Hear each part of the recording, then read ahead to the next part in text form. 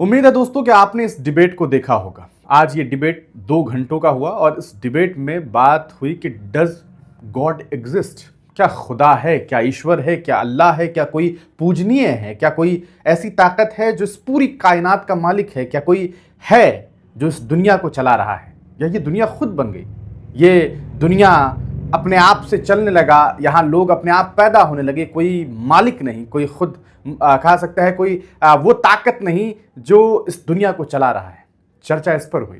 चर्चा किसके बीच? जावेद अख्तर साहब काफ़ी चर्चित कलमकार हैं, बहुत शानदार गीत उन्होंने लिखे हैं, बहुत कहा सकता है गज़लें उन्होंने लिखी है, बहुत शेर अशार उन्होंने लिखे हैं। वहीं दूसरी तरफ थे मुफ्ती शुमाइल नदवी जो कि फ़िलहाल पीएचडी कर रहे हैं, और उन दोनों के बीच लगातार पिछले कई महीनों से ये बात चल रही थी कि भाई मुफ्ती साहब कह रहे थे कि आइए बैठ करके चर्चा करते हैं, डिबेट करते हैं, एक एकेडमिक डिबेट करते हैं इस चीज़ पर कि क्या गॉड एग्जिस्ट करता है या नहीं करता है। क्योंकि आप एथिस्ट हैं, आप ये नहीं मानते कि कोई भगवान है, कोई ईश्वर है, कोई अल्लाह है जो इस दुनिया, इस कायनात का मालिक है, जो हमेशा से था, हमेशा है और हमेशा रहेगा।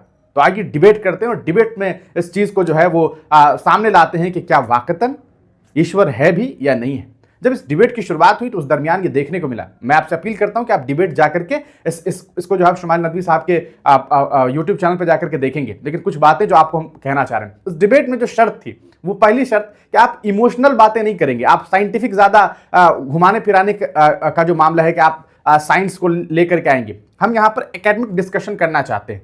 और दोनों ही चीज़ जो पहली बात तो इमोशनल वाली जो चीज़ है, इमोशन, कि बार बार ऐसा देखने को मिला कि जावेद साहब जो है वो इमोशनल पहलू को लेकर के आ रहे हैं कि बच्चे मर रहे हैं, है ना, लोगों का एक्सीडेंट हो रहा है।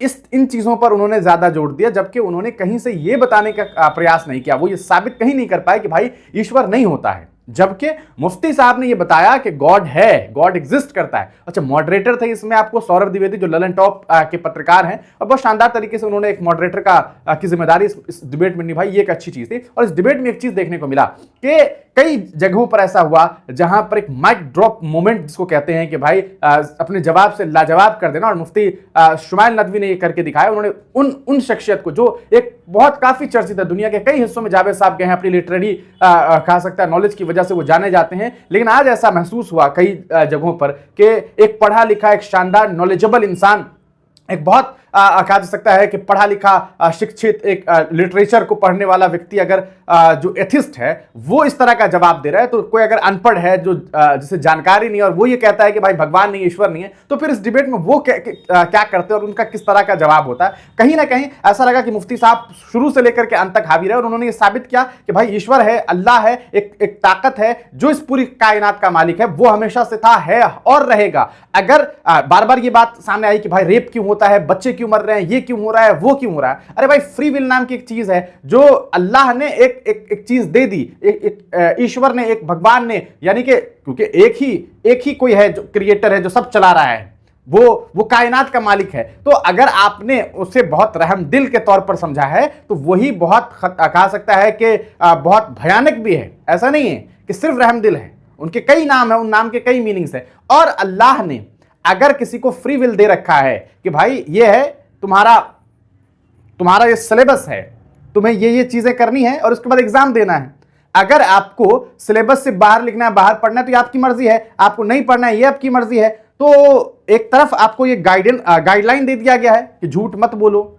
लेकिन आपको ये खुद मुख्तार कर दिया गया कि भाई झूठ बोलना है नहीं बोलना ये आपकी मर्जी है। तो आप एग्जाम में फेल हो रहे हैं ना, आप एग्जाम में फेल हो रहे हैं। अगर आप एग्जाम में फेल हो रहे हैं, आप एग्जाम दे रहे हैं और उस वक्त अगर जिस क्लासरूम में आप एग्जाम दे रहे हैं वहां पे टीचर देख रहे हैं कि भाई ये तो गलत लिख रहा है, तो क्या टीचर वहीं पे सही कर दे उसको? टीचर जब एग्जाम ले करके कॉपी चेक करेंगे उस वक्त बताएंगे कि बेटा तुम यहां गलत थे, तुम यहां सही थे। वैसे ही कहीं ना कहीं अल्लाह जो है वो एक वक्त आएगा जब तमाम लोगों का हिसाब होगा और उस वक्त ये हिसाब होगा कि भाई गलती यहां थी। ये चीज समझने की चीज है और इसको आप इस तरह से डिफाइन करेंगे जावेद अख्तर साहब से, ऐसी उम्मीद किसी को नहीं थी, लेकिन उन्होंने ऐसा किया। ऐसा लगा कई बार उन्होंने बचकाना जवाब दिया, कई बार उन्होंने बात को घुमाना शुरू कर दिया, वो एक डिबेट को वो एक स्पीच की तरह ले जा रहे हैं, भाषण चल रहा है, ऐसी चीजें भी देखने को मिली। लेकिन कहीं ना कहीं मुफ्ती शुमाइल नदवी साहब की तारीफ होनी चाहिए बहुत शानदार तरीके से, जबकि काफी उम्र दराज है जावेद साहब। और एक बड़ी अपील आप तमाम लोगों से भी है कि जावेद साहब एक नॉलेजेबल इंसान है, एक पढ़े लिखे व्यक्ति हैं, तो आप अब जब उनके बारे में लिखिए तो शब्दों का चयन अच्छा हो। ठीक है, एकेडमिक डिबेट हुआ है, वो नहीं मानते हैं, अल्लाह उनको कहा सकता है कि उनके ऊपर रहम करे, अल्लाह उनकी जहन में ये चीज़ दे कि भाई कह सकता है कि क्या होता है दीन और क्या होता है मज़हब, इसका इल्म उन्हें दे। तो आप उनके लिए नेक तमन्नाएं कीजिए, नेक दुआ कीजिए कि उन्हें ज़्यादा से ज़्यादा ये चीज़ें समझ आ सके। वो जो आंखें बंद पड़ी है, क्योंकि कई बार आंखें खुली होती है लेकिन अंदर पट्टी लगी होती है, वो पट्टी खुल जाए और उन्हें जो है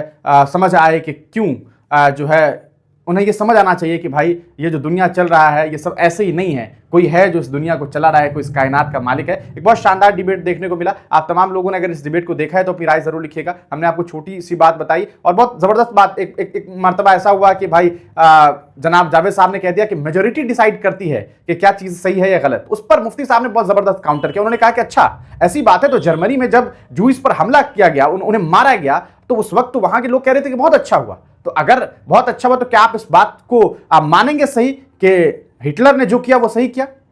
ऑब्वियस सी बात है, आप कहेंगे नहीं। तो उस पर उन्होंने जवाब दिया कि देखिए प्लेनेट ने ये कहा, पूरी प्लेनेट यानी कि पूरी कायनात के जो लोग थे, इंसान थे, उन्होंने कहा कि नहीं भाई गलत हुआ, यानी कि मेजोरिटी ने उस वक्त गलत कहा। तो मुफ्ती साहब ने कहा अच्छा अगर मेजोरिटी को आप मानते हैं, अगर प्लेनेट की मेजोरिटी को मानते हैं, सामाजिक को छोड़ दीजिए, अगर आप प्लेनेट की मेजोरिटी को मानते हैं तो पूरी प्लेनेट की मेजोरिटी तो यह है कि वो ज्यादातर लोग भगवान को मानते हैं। बहुत कम लोग हैं ना जो कहते हैं कि भाई भगवान नहीं है। तो फिर आप क्यों नहीं मान लेते अगर मेजोरिटी को ही आप मानते हैं? तो बहुत शानदार डिबेट, आप तमाम लोगों को देखना चाहिए। आप अपनी राय कमेंट सेक्शन में जरूर लिखिएगा। बहुत बहुत शुक्रिया।